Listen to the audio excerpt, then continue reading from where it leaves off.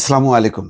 আপনাদের সামনে দর্শক যখন কথা বলছি, ঠিক তার ২ মিনিট আগে, অর্থাৎ বাংলাদেশ সময় ১০টা ১ কি ২ মিনিটে অ্যা তারেক রহমানকে বহনকারী বিমান সিলেটের মাটি স্পর্শ করেছে এবং আ এখন তারেক রহমান ফ্লাইটের ভিতরে অবস্থান করছেন। তার মানে তিনি বাংলাদেশের মাটি স্পর্শ করলেন।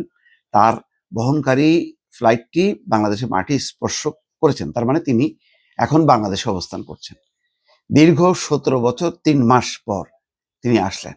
তার এই আশাকে কেন্দ্র করে ইতিমধ্যে জেনেছেন যে আ সেই ৩০০ ফিট পূর্বাচলে একটা সাজ রব। সেখানে সমস্ত দুঃখ দুর্দশা অতীত ভুলে নেতাকর্মীরা শামিল হয়েছেন তাদের প্রিয় নেতাকে এক নজরে দেখার জন্য। একজন রাজনৈতিক পর্যবেক্ষক, একজন সংবাদকর্মী হিসাবে আ নেতাকর্মীদের এই উচ্ছ্বাসটা অবশ্যই গুরুত্বপূর্ণ তাদের জন্য।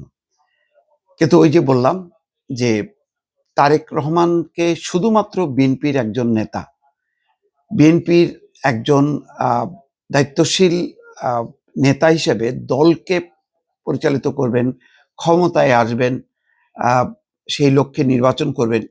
এর মধ্যেই কিন্তু আমার আম চিন্তা ভাবনা বা আম মানে আনন্দ উল্লাস বলেন বা প্রত্যাশা বলেন, সেটা কিন্তু সীমাবদ্ধ না। আমরা কিন্তু বারবার হতাশ হচ্ছি। যখন ২০০৮ এ শেখ হাসিনা একটা অন-11 এর পরে ক্ষমতায় আসলেন, তখন কিন্তু অনেকে আশা করেছিল এবার নিশ্চয়ই শেখ হাসিনাকে ঘিরে একটা নতুন বাংলাদেশের যাত্রা, নতুন আম অভিযাত্রা শুরু হবে। যদিও সেই নির্বাচনটা খুব দুঃখজনক ছিল। কারণ মূলত একটা ষড়যন্ত্রমূলক নির্বাচনই ছিল কার্যত।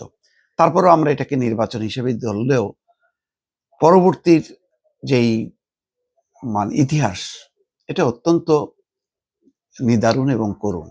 যেভাবে মানুষের গণতান্ত্রিক অধিকার, নির্বাচনের অধিকার, ভোটের অধিকার কেড়ে নিয়েছে এবং একই সঙ্গে বিরোধী মত দল দমনের জন্য অব্যাহতভাবে যে দমন-পীড়ন, শোষণ, নির্যাতন, এটার আর বলার অপেক্ষা রাখেন, এটা সবাই জানেন। ফলে আমরা হতাশ। তারপরে কাকতালীয়ভাবে বলা যায় যে একটা অভ্যুত্থান আ হয়েছে। সেটা তরুণ নেতাদেরকে সামনে রেখেই কিন্তু জনগণই এই অভ্যুত্থান ঘটিয়েছে। তারপরে ডক্টর ইউনূসকে ঘিরে বিশাল একটা প্রত্যাশা ছিল যে না, যেহেতু তিনি আওয়ামী লীগ বিএনপির রাজনীতির বাইরে একজন নোবেল বিজয়ী, তার সততা, তার দক্ষতা, তার দূরদর্শিতা দিয়ে তিনি নেতৃত্ব দেবেন।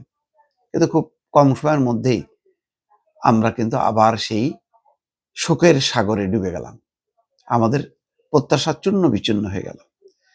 বরং ডক্টর ইউনূসকে সামনে রেখে নির্বাচন বিরোধী একটা মব সন্ত্রাস, একটা অগণতান্ত্রিক, একটা আ তথাকথিত বিপ্লবী সরকার, এক ধরনের চরমপন্থার উদ্ভব হওয়ার একটা আলামত আমরা গত একটা বছর মানুষ দেখল।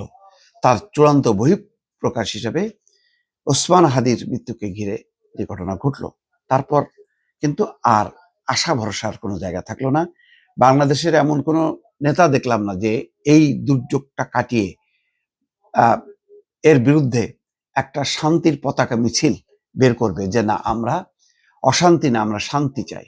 একটা শান্তির পতাকা, সাদা পতাকা তুলে নেতৃত্ব দেবে এমন একটা মানুষকে আমরা দেখলাম না, দুঃখজনকভাবে। এই প্রেক্ষাপটেই বলছি যে তারেক রহমানের এই আগমনটা, মনে করেন আরো যদি ৩ মাস আগে আসতো, সেই আগমনটা হয়তো গতানুগতিক, শুধু বিএনপির জন্য গুরুত্বপূর্ণ, কিন্তু আমার কাছে নানা দিক থেকে তাৎপর্যপূর্ণ।